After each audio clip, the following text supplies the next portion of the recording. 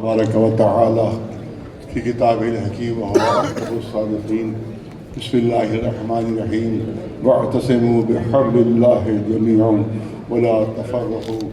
صدق اللہ العلی العظیم. بہت مسرت کا مقام ہے کہ تمام رکاوٹوں کے باوجود جبکہ مجھے بتایا گیا کہ رات میں اس جلسے کی اجازت ملی اور اس سے پہلے کوئی اجازت نہیں تھی، اور خاص طور سے جو اتوار یا چھٹی کے دن جو جلسے ہوتے ہیں وہ کامیاب ہوتے ہیں، اس میں مجمع زیادہ ہوتا ہے. لہٰذا کوشش ان کی گورنمنٹ کی یہ تھی کہ مجمع نہ ہو سکے، لیکن اللہ کا شکر ہے کہ ان کی کوشش ناکامیاب ثابت ہوئی ہے اور الحمدللہ کی بڑی تعداد میں یہاں پر موجود ہے. اس کا مطلب یہ ہے کہ یہاں پر بھی ہم نے گورنمنٹ کو شکست دی ہے، یہاں پر بھی ہم نے موجودہ ایڈمنسٹریشن کو شکست دی، اور انشاءاللہ آئندہ بھی یہ شکست کا سلسلہ جاری رہے گا. آئے کریمہ اعلان فرما رہی ہے کہ اللہ کی رسی کو مضبوطی سے تھامے رہو اور تفرقے کا شکار نہ ہو، اتحاد قائم رکھو. یاد رکھیں آپ کہ دنیا کی سب سے بڑی طاقت کا نام ہے اتحاد، دنیا کی سب سے بڑی قوت کا نام ہے اتحاد. جب ذرے الگ الگ ہوتے ہیں تو ہوا کا ایک جھونکا ان کو کہیں سے کہیں پہنچا دیتا ہے، لیکن جب یہی ذرے متحد ہو کر چٹان بن جاتے ہیں تو بڑے سے بڑے طوفان کا مقابلہ کر لیتے ہیں. مشہور مثال ہے، زیادہ وقت نہیں لینا ہے، کم وقت بعد مکمل کرنا ہے. مشہور مثال ہے کہ جب انگلیاں الگ الگ ہوتی ہیں تو ایک بچہ بھی اس انگلی کو موڑ دیتا ہے، لیکن جب یہی انگلیاں متحد ہو کر گھونسا بن جاتی ہیں تو دشمن کا جبڑا ٹوٹ جایا کرتا ہے. لہٰذا یہ گھونسا ہمیں استعمال کرنا ہے، مگر کس کے خلاف؟ فرقے کے خلاف نہیں، فرقہ پرستوں کے خلاف. کسی فرقے کے خلاف نہیں، فرقہ پرستوں کے خلاف، کسی مذہب کے خلاف نہیں، بلکہ مذہبی جنونیوں کے خلاف. کانسٹیٹیوشن کی جو مخالفت کر رہے ہیں ان کے خلاف ہم کو اپنی طاقت کو استعمال کرنا ہے تاکہ ہمیں فتح حاصل ہو. اور آپ یاد رکھیں کہ اقبال نے کہا ہے کہ نگاہ مرد مومن سے بدل جاتی ہیں تقدیریں، نگاہ مرد مومن سے بدل جاتی ہیں تقدیریں. جب نگاہ مرد مومن سے تقدیریں بدل سکتی ہیں تو حکومتیں بھی بدل سکتی ہیں، بدل سکتی ہیں. اور دوسری چیز یہ کہنا چاہتا ہوں کہ یہ وقف کی تحریک تو ہم تقریباً 25 سال سے یو پی میں چلا رہے ہیں، اور تو بہت زیادہ ہمیں زحمتیں بھی، جیل جانا پڑا ہے، لاٹھیاں کھانا پڑی وہاں. اسی طرح سے وہاں پر ہمارے 2 لوگ ماہ رمضان میں شہید بھی ہوئے اس میں، لیکن ہم پیچھے نہیں ہٹے. اور وہاں پر جو حکومتوں نے قبضے کیے ہماری جائیدادوں کے اوپر، وہاں پر نہرو بھون جو ہے وہ بنا ہوا ہے وقف کی جائیداد کے اوپر، وہاں پر گاندھی اندرا بھون بنا ہوا ہے وقف کی جائیداد کے اوپر، وہاں کے اوپر جنگل ڈپارٹمنٹ بنا ہوا ہے وقف کی جائیداد کے اوپر. نہ کوئی کمپنسیشن دیا گیا، نہ اس کے سلسلے میں کوئی کارروائی کی گئی. اس کے خلاف ہم نے احتجاج کیا، اس کے خلاف ہماری پٹائی بھی ہوئی. وہاں پر دہلی میں 123 جو اوقاف کے اوپر غاصبانہ قبضہ کیا گیا، اس کے خلاف بھی ہم نے احتجاج کیا. تو احتجاج ہمارا شروع سے جاری ہے، لیکن اللہ کا شکر ہے کہ اب مسلمانوں میں بیداری ایسی پیدا ہو گئی ہے کہ تمام فرقے متحد ہو گئے ہیں اور ایک جھنڈے کے اندر متحد ہوئے ہیں، اور وہ ہے مسلم پرسنل بورڈ کا جھنڈا. اور ہم سمجھتے ہیں کہ اتحاد باقی رہا تو کامیابی ہمارے قدم چومے گی. اور یہ آپ یاد رکھیں ویسی کامیاب تشریف فرما نہیں ہے تو ویسی تشریف فرما ہے، لہٰذا ان کی خدمت میں ہم گزارش یہ کرتے ہیں کہ دیکھیں ڈیفینس کرتے رہیے گا تو زندگی گزر جائے گی. ڈیفینس کرتے کرتے پوری زندگی صرف ہو جائے گی. ہر مسجد میں کوئی نہ کوئی شیولنگ پیدا ہوتا رہے گا. کہاں تک لڑیے گا؟ ہر مسجد کے نیچے کوئی نہ کوئی مندر ڈھونڈتے رہیں گے. یہ بھی عجیب چیز ہے. اب ظاہر ہے کہ ہلکا سے اشارہ ہی کرنا ہے کہ ہر جگہ ان کو ہر فوارے میں شیولنگ مل جاتا ہے. ان کو جب بھی کوئی فوارہ بنے گا تو کچھ نہ کچھ شباہت تو پیدا ہی ہو جاتی ہے.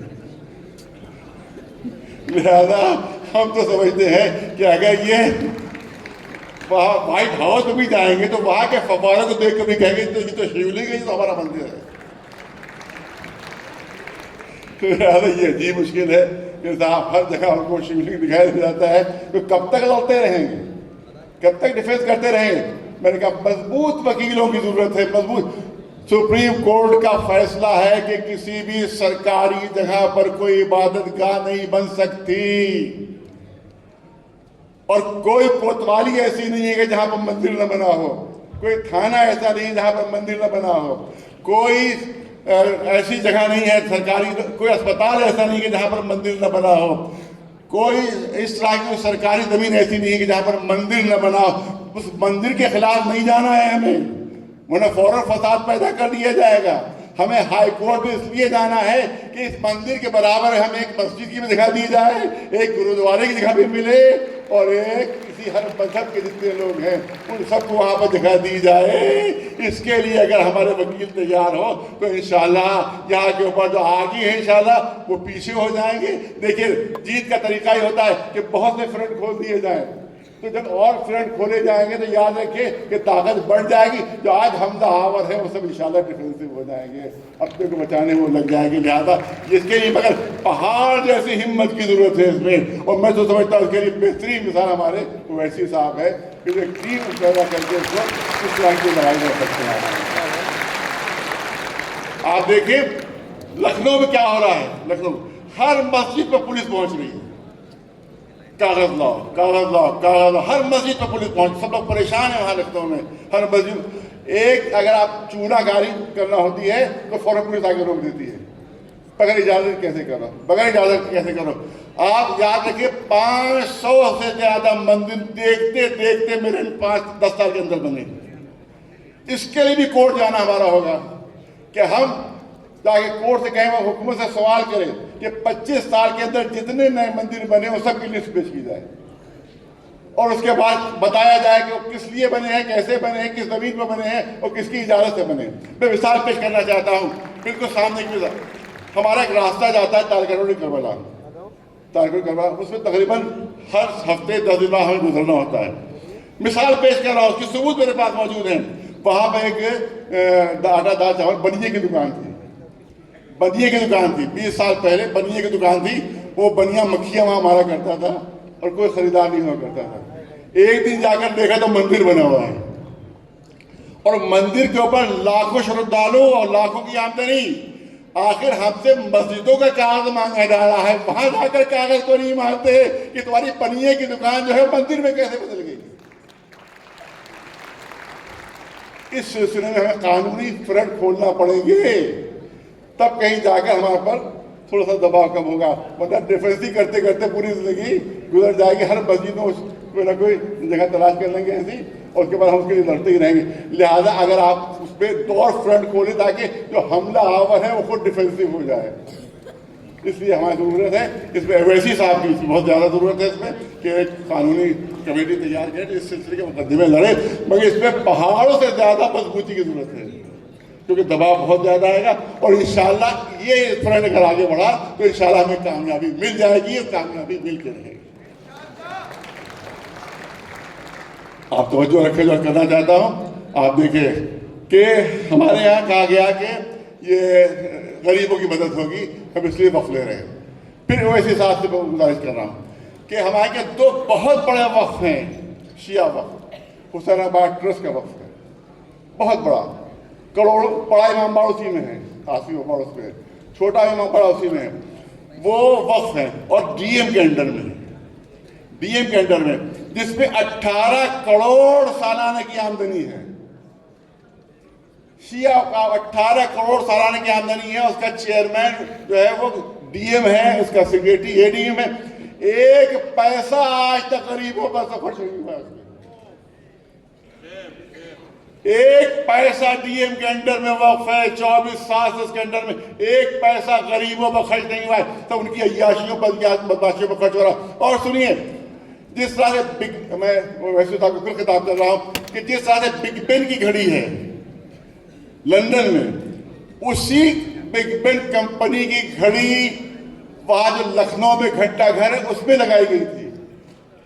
वो घड़ी चोरी हो चुकी है, उसकी जगह नकली घड़ी लगाई गई है। ये हुआ है डीएम के अंडर। तस्वीर करो, तो अगर हमें अपने वक्फों में ऐसी चोरियां कराना है तो जरूर डीएम के अंडर में सारे औकाफ दे दो। ये मिसालें हमारे सामने मौजूद हैं کہ جو ہم حکومت کے سامنے عدالت کے سامنے پیش کر سکتے ہیں کہ ڈی ایم کے انڈر میں اوقاف ہے، سوائے چوری کے وہاں کچھ اور ہو ہی نہیں ہے، سوائے ڈکیتیوں کے وہاں اور کچھ ہو ہی نہیں ہے، تو اب کیسے بھروسہ کر لیں کہ یہ ڈی ایم کے انڈر میں جو اوقاف آئیں گے تو اس میں چوریاں نہیں ہوں گی، اس میں ڈکیتیاں نہیں ہوں گی؟ اور یہ خبر شاید عام طور سے نہیں ہے لوگوں کو، لیکن مجھے بتایا ابھی جناب ویسی صاحب نے مجھے فون کر کے بتایا کہ ایک ایسا کلاس پاس ہوا ہے جس پر کوئی گفتگو نہیں ہوئی، جس پر کوئی بحث نہیں کی گئی ہے۔ وہ جانتے کیا ہے کہ جتنی بھی عمارتیں، مذہبی عمارتیں آثار قدیمہ کے انڈر میں ہیں، عیسائی کے انڈر میں ہیں، ان کو سب سے وقت سے ہٹا دیا گیا، سب کو وقت سے ہٹا دیا گیا ہے۔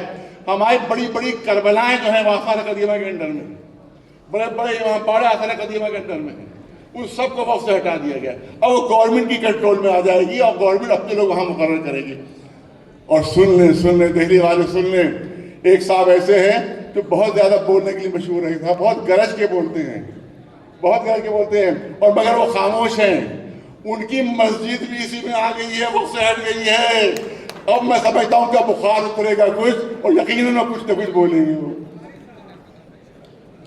کچھ نہیں بولے، ان کی مسجد بھی آ گئی ہے، مسجد بھی آ گئی۔ لہذا ہمیں پوری طاقت کے ساتھ جو ہے اور پورے ایمانداری کے ساتھ اس مسئلے میں آگے بڑھنا ہوگا۔ یاد رکھیں، لڑنا نہیں کسے۔ آپ دیکھیں گے دنیا کی سب سے بڑی حکومت تھی انگریزوں کی، لیکن جیسے گاندھی جی کا حوالہ دیا جائے، گاندھی جی نے بغیر کسی ہتھیار کے اتنی بڑی دنیا کی حکومت کو شکست دے دی، صرف امن کے ذریعے سے اور شانتی کے ذریعے سے۔ وہ اسی طرح سے جس طرح سے اتنی بڑی حکومت کو گاندھی جی نے صرف امن کے ذریعے شکست دی ہے، اسی طرح سے موجودہ حکومت کو بھی ہم اپنی امن و شانتی کے ذریعے سے شکست دے کر رہے گی۔ اور بس آخری جملہ کرنا چاہتا ہوں، امن ملے کیسے ہم کو، ایمان ملے کیسے ہم؟ بس ایک مثال، صرف ایک منٹ۔ حضور، یہ میں نے بمبئی میں بھی واقعہ پیش کیا تھا، آج یہاں پر آخری کلام پیش کر رہا ہوں کہ حضور سرور کائنات محمد مصطفیٰ صلی اللہ علیہ وسلم تشریف لے جا رہے تھے اپنے اصحاب کرام کے ساتھ۔ ایک شخص آتا ہے، وہ کہتا ہے کہ مسلمانوں کے رسول، میں مسلمان ہونا چاہتا ہوں، مگر مجھے کوئی معجزہ دکھا دیجیے، مجھے کوئی میریکل دکھا دیجیے، میں مسلمان ہو جاؤں گا۔ رسول نے فرمایا کہ مکر تو نہیں جاؤ گے؟ کہ نہیں، میں اپنی بات پر قائم رہوں گا۔ روایت کہتی ہے کہ رسول اللہ تشریف فرمائے، سامنے ایک ندی بہہ رہی تھی، بہت تیز رفتار دھار سے ندی بہہ رہی تھی۔ ندی کے اس طرف ایک پہاڑی تھی جس پر چٹان تھی۔ دیکھنے والوں نے منظر دیکھا کہ رسول اللہ نے اس چٹان کو اشارہ کیا۔ رسول اللہ ندی کے اس طرف ہے، وہ پہاڑی ندی کے اس طرف ہے، اور چٹان بھی اس طرف ہے۔ رسول اللہ نے اشارہ فرمایا، جیسے ہی رسول نے اشارہ کیا وہ چٹان اپنی جگہ سے کھسکی، اپنی جگہ سے اس نے حرکت کی۔ وہ چٹان حرکت کرتی کرتی ندی کے کنارے آ گئی۔ اب اس چٹان کو ندی کو پار کرنا ہے، پوری توجہ رہے، ندی کو پار کرنا ہے۔ لوگوں نے منظر دیکھا، وہ بھاری چٹان دھارے کو کاٹتی ہوئی رسول کے قدموں میں آ گئی۔ جیسے اس شخص نے یہ منظر دیکھا، فوراً اس نے کہا اشہد ان لا الہ الا اللہ واشہد ان محمد رسول اللہ، فوراً کلمہ پڑھ لیا۔ پھر رسول نے اشارہ فرمایا، دوبارہ وہ چٹان اسی طرح دریا کو کاٹتی ہوئی اور پھر اپنی جگہ پر پہنچ گئی۔ یہ پتھر کی بے جان چٹان ہم مسلمانوں کو کوئی سبق دے رہی ہے، کوئی درس دے رہی ہے۔ بہت توجہ، آخری جملے، کوئی درس دے رہی ہے۔ جب یہ پتھر کی بھاری چٹان دریا کے اوپر آئی تھی تو دو نتیجے ہو سکتے تھے کہ یا تو دھارے میں بہہ جاتی، اتنی ہلکی ہو جاتی کہ دھارے میں بہہ جائے، یا اتنی بھاری ہو جاتی کہ ڈوب جائے۔ توجہ رہے، یا تو اتنی ہلکی ہو جاتی کہ دھارے میں بہہ جائے، یا اتنی بھاری ہو جاتی ڈوب جائے، مگر نہ اتنی ہلکی ہوئی کہ دھارا بہا کے لے جائے، نہ اتنی بھاری ہوئی کہ ڈوب جائے۔ اس پتھر کی چٹان نے ہمیں سبق دیا ہے کہ اگر رسول اللہ کے اشاروں پر چلو گے تو نہ کوئی طوفان تمہیں بہا کر لے جا سکتا ہے، نہ کبھی تم غرق ہو سکتے ہو، مگر یہ کہ صحیح مومن سچے بن کر رہ جاؤ، انشاءاللہ کامیابی تمہاری ہوگی۔ بہت